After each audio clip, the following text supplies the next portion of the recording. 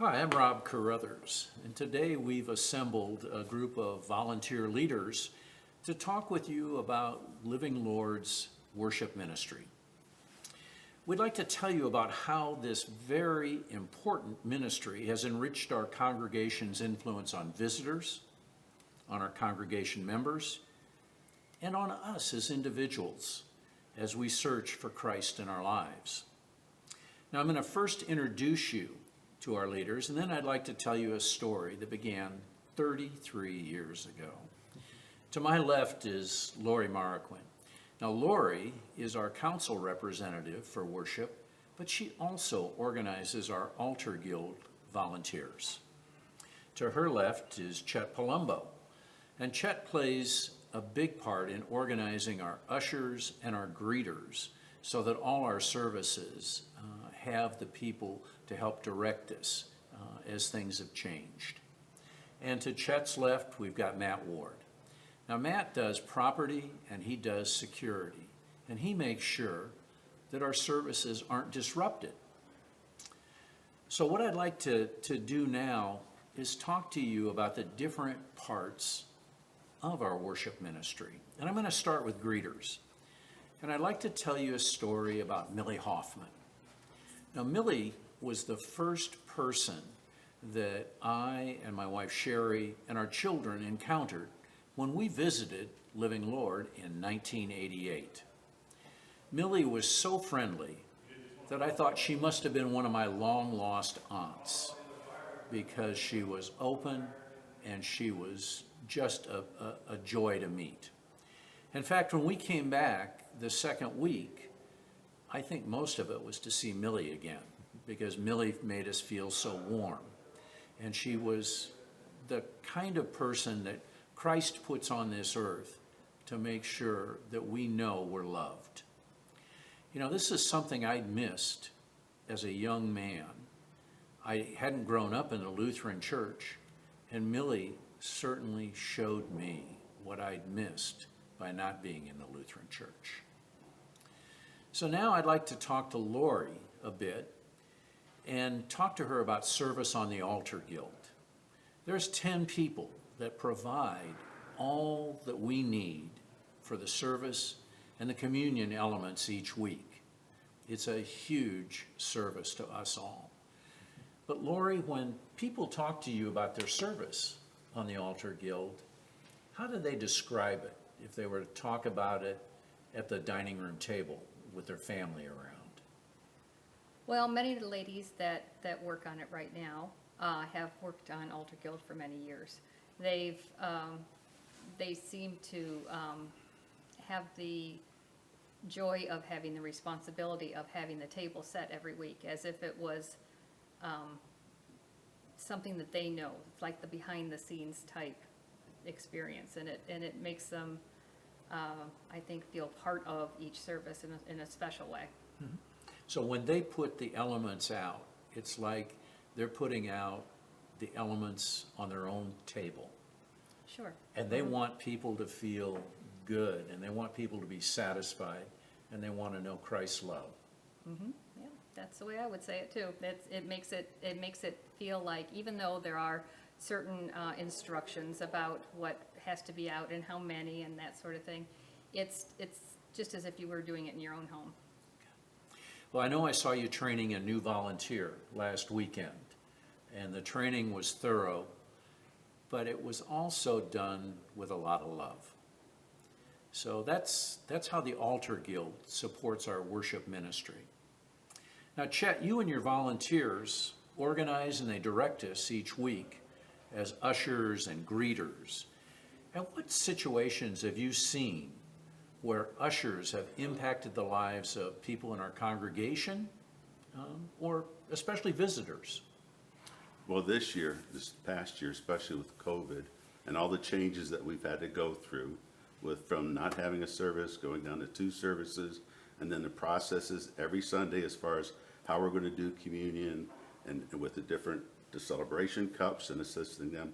So we have just been doing our best just to stay on top of the changes and helping people know when they go to communion, how they're supposed to return to their seats, how they're going to get the celebration cups open. And it's all these little things just to keep things going. So this has been a challenging year for us because we have to keep communicating with each other so that we can help others.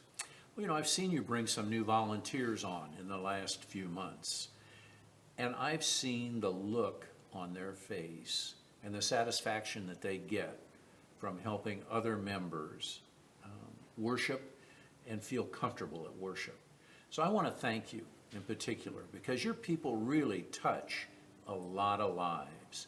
And if they didn't have a smile on their face, and if they weren't helpful, why, our worship would fall flat. And we're smiling behind our mask. So I'd like to talk with Matt now. And Matt's our leader who oversees our property and our security. Our worship service takes a huge part of our building. And if that piece of our property is not welcoming and open and well-maintained and secure, people won't come back.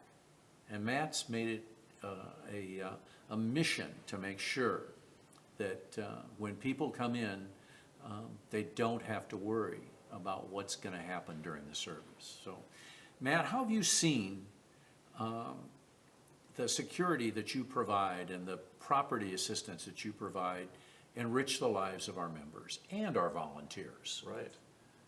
It's amazing.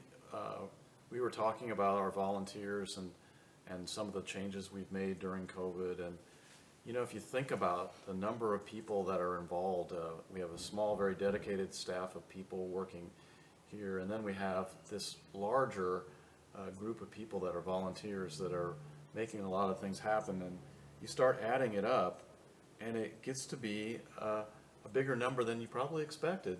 So we have, as Chet was mentioning, ushers and greeters. We have the altar guild people. We have people in the nursery. We have teachers. We have counters. We have sound room technicians. We have video technicians now helping us better be able to portray information that we never had before. Of course, we have the choir, the musicians, the band, the dedicated people that are readers and all sorts of things. So it goes into quite a production to create this set of services that we have every weekend. And I think sometimes we forget about that. And I think it's because it runs pretty darn well. And as you were saying, Chet, this COVID year has been one where we've had to rethink some things. But a very dedicated group of people, Lori and Chet and others were on this, that we're working through how we make changes, what do we need to do next, how do we shut down and then reopen. And I think it's gone tremendously well.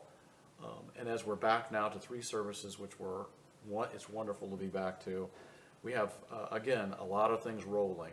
And so from a security standpoint, what I love about it is typically you're one of the first people that gets to see people and greet them. As we are mainly the first kind of greeters that are around, greeters are getting started yet, we get a chance to talk to people that are new. I've had people come in for the first time and go, okay, how does this work? For where are we supposed to sit? And we help them get connected in with the head usher, and then they take over from there. We help them with, now we have a card you can fill out as a visitor, which is great, to get some information. And it's back to your comment about Millie and your 33 years ago, it's the same thing. As we think about growing young and making this church a comfortable, well-receiving type of church, that's what's exciting about people that get to volunteer. They get to be part of that important effort that connects with people, helps people get connected with different aspects of, we have a lot of things going on, small groups, other things, and we're part of that. Another thing that recently happened is we had our mail tampered with.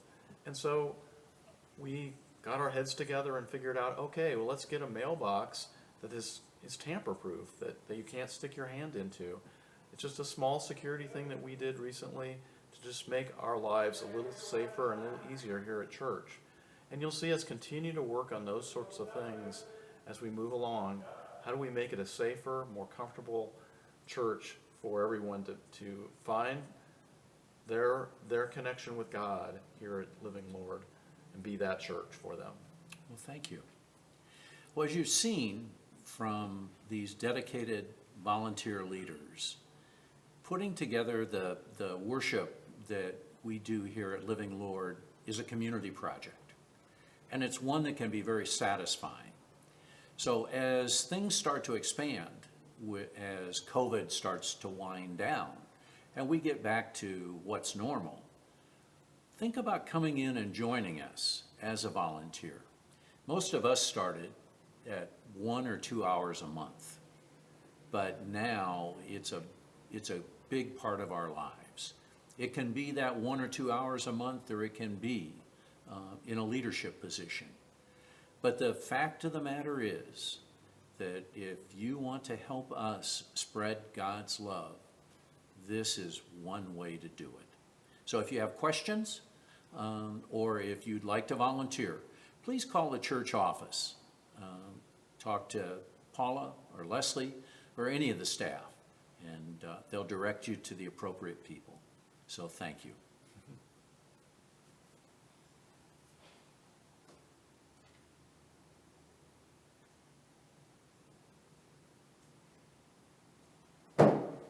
All right, How about I that? got your part in.